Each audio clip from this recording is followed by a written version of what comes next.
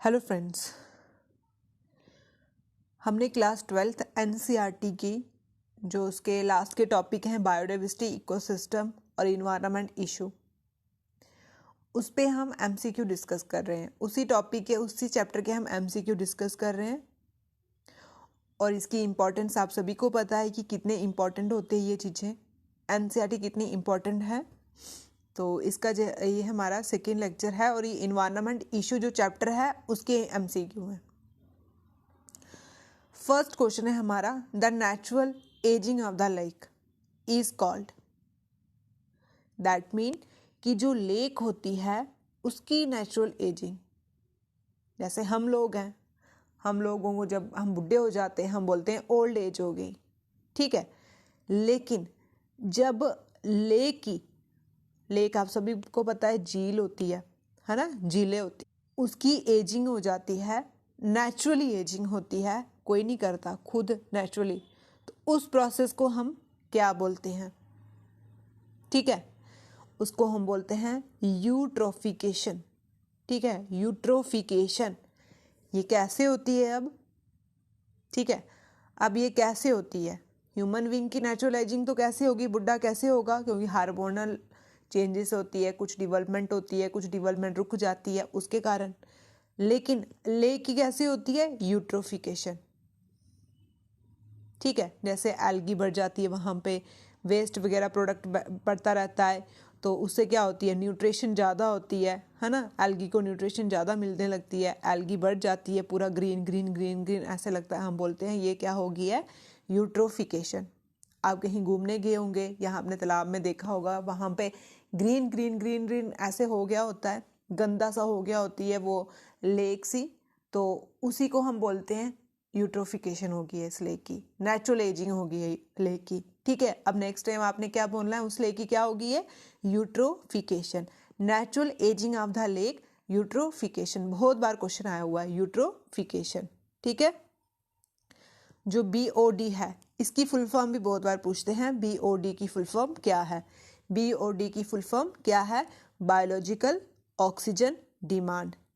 ठीक है, अब नाम से पता चल रहा है कि बायोलॉजिकल हमें ऑक्सीजन की डिमांड है, हम ऑक्सीजन की डिमांड कर रहे हैं, बायोलॉजिकल ऑक्सीजन डिमांड। ठीक है, तो ऑप्शन हमारा बी करेक्ट है।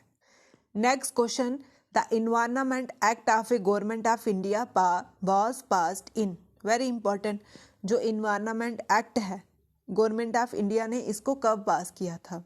अब इन्वायरमेंट एक्ट क्यों लाया होगा? क्योंकि जो इन्वायरमेंट में जैसे कुछ बायोलॉजिकल चीज़ें हैं, कोई लिविंग है, कोई नॉन लिविंग है, कोई बायोटिक है, कोई ए बायोटिक। बायोटिक होता है लिविंग और ए बायोटिक होता है नॉन लिविंग। ठीक है, ये भी क्वेश्चन में पूछते हैं, बायोटिक क्या है और ए बायोटिक क्या है? बायोटिक लिविंग और ए बायोटिक नॉन लिविंग। जंगलों में, इन्वायरमेंट में भी तो बचाना है ना, हमने पेड़ों को भी बचाना है, स्पीशीज को भी बचाना है, उसी के लिए गवर्नमेंट ने एक कानून लेके आई, एक्ट लेके आई। कब आया environment act of government of India ने, कब पास किया इसको? 1986 में। ठीक है, बहुत इंपॉर्टेंट एक्ट है और बहुत बार क्वेश्चन पूछा हुआ है एग्जाम में। इन्वायरमेंट एक्ट कब आया था? 1986 में। 1986 1986 1986 हो गया लर्न। ठीक है, इन्वायरमेंट एक्ट कब आया? 1986 में। ऑप्शन सी हमारा करेक्ट। अब नेक्स्ट क्वेश्चन है, the agent that bring undesirable change in the environment are called. मतलब जो अनडिजायरेबल चेंज, डिजायरेबल चेंज होती है हमारी इच्छा के अनुसार, अनडिजायरेबल जो हमारी इच्छा के अनुसार नहीं होती है, उस चेंज को, जो वो एनवायरनमेंट में अनडिजायरेबल चेंज होती है, उसको हम बोलते हैं पोल्यूशन। लेकिन यहाँ पे पूछा है कि वो एजेंट जो अनडिजायरेबल चेंज करते हैं, जैसे पोल्यूशन हो रही है, ठीक है, पोल्यूशन हो रहा है, तो पोल्यूशन कौन कर रहा है? गैसेस है ना, कार्बन डाइऑक्साइड होगी, नाइट्रस ऑक्साइड हो गया। ठीक है, तो ये क्या चीज़ें हैं? ये होते हैं पोल्यूटेंट। ठीक है, जो पोल्यूशन करते हैं, जो चीज़ें पोल्यूशन करती हैं उसको हम बोलते हैं पोल्यूटेंट, और जो होता है अनडिजायरेबल चेंज होता है एटमॉस्फेयर में उसको हम बोलते हैं पोल्यूशन। जो करते हैं प्लूटेंट और जो होता है पोल्यूशन। ठीक है, यहाँ पे एजेंट पूछा हुआ है, तो एजेंट कौन होते हैं? प्लूटेंट। ठीक है, तो ऑप्शन सी हमारा करेक्ट है। नेक्स्ट क्वेश्चन है, जो पार्टिकुलेट मैटर होता है, ठीक है, जो पार्टिकुलेट मैटर होता है उसको हम किससे रिमूव करते हैं? क्वेश्चन क्या पूछा है? जो पार्टिकुलेट मैटर होता है, जो पार्टिकल मैटर होते हैं ना जिससे पोल्यूशन फैलता है, उसको हम कौन से प्रोसेस से रिमूव करते हैं? आगे क्वेश्चन समझ। उसको हम करते हैं इलेक्ट्रोस्टैटिक कन्वर्टर।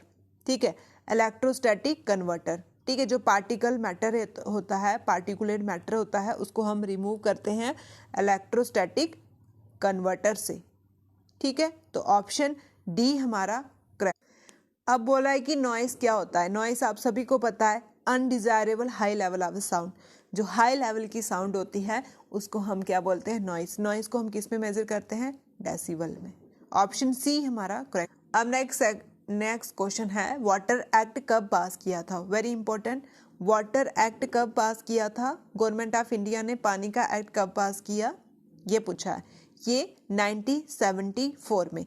इन्वायरमेंट एक्ट 1986 में। ऐसे भी पूछ सकते हैं वाटर एक्ट पहले आया था या इन्वायरमेंट एक्ट पहले आया था, तो वाटर एक्ट पहले आया था 1974। ठीक है, 1974, तो ऑप्शन सी हमारा करेक्ट।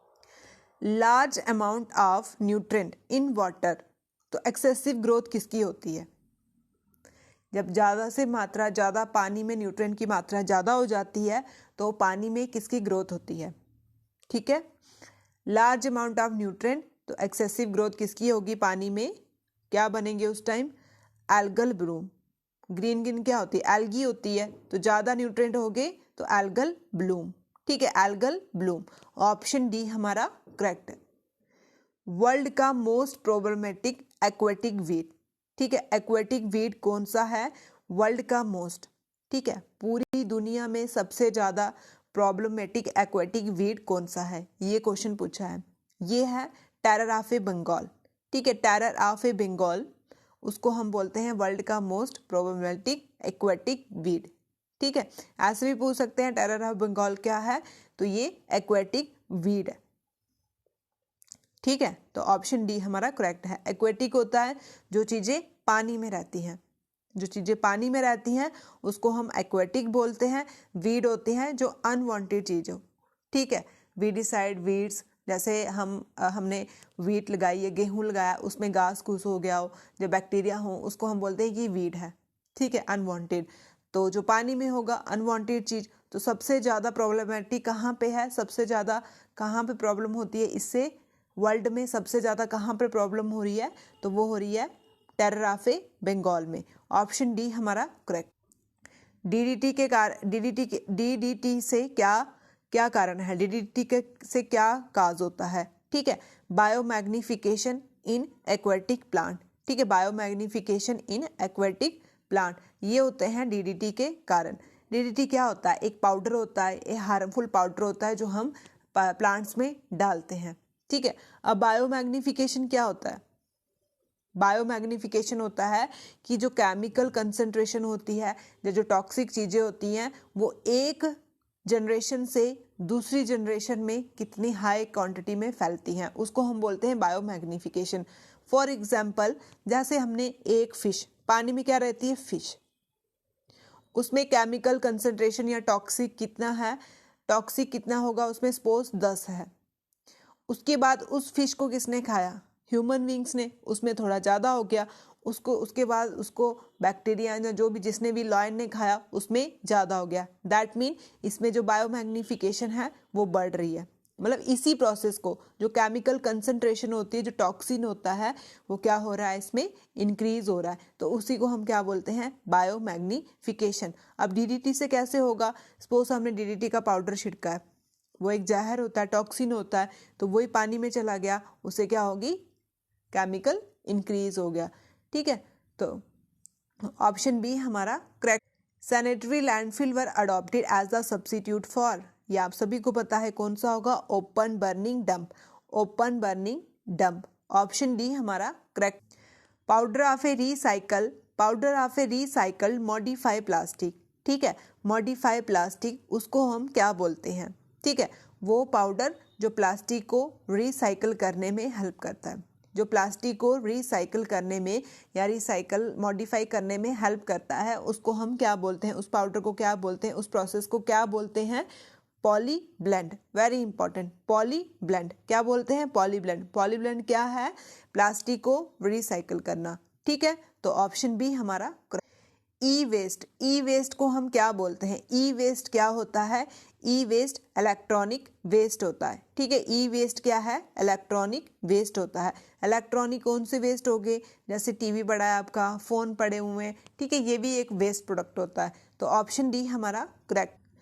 ग्रीन हाउस गैसेस कौन कौन सी है, ग्रीन हाउस गैसेस कौन कौन सी है, कार्बन डाइऑक्साइड, कार्बन डाइऑक्साइड जो हम बाहर निकालते हैं और प्लांट्स लेते हैं उसको, वो कौन सी गैस है, कार्बन डाइऑक्साइड है, जो पोल्यूशन में सबसे ज़्यादा पोल्यूशन करती है वो भी कार्बन डाइऑक्साइड है, और मीथेन, मीथेन कौन सी है, मीथेन जैसे बायोगैस से निकलती है उसको हम बोलते हैं, ठीक है, जो कम जलती है उसको हम बोलते हैं मीथेन।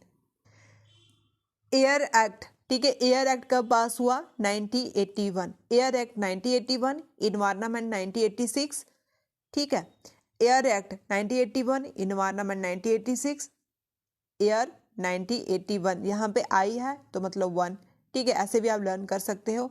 86 इन्वायरमेंट, और वाटर एक्ट 1974, वाटर 1974, वाटर सबसे पहले कौन सा आया, वाटर एक्ट 1974, फिर कौन सा आया, हवा का एक्ट 1981, फिर कौन सा आया, इन्वायरमेंट एक्ट 1986, 74, 81, 86, 74, 81, 86, मतलब पहले आया पानी, फिर हवा, फिर वातावरण, पानी हवा वातावरण, पानी हवा वातावरण, 74, 81, 86, वेरी इंपॉर्टेंट।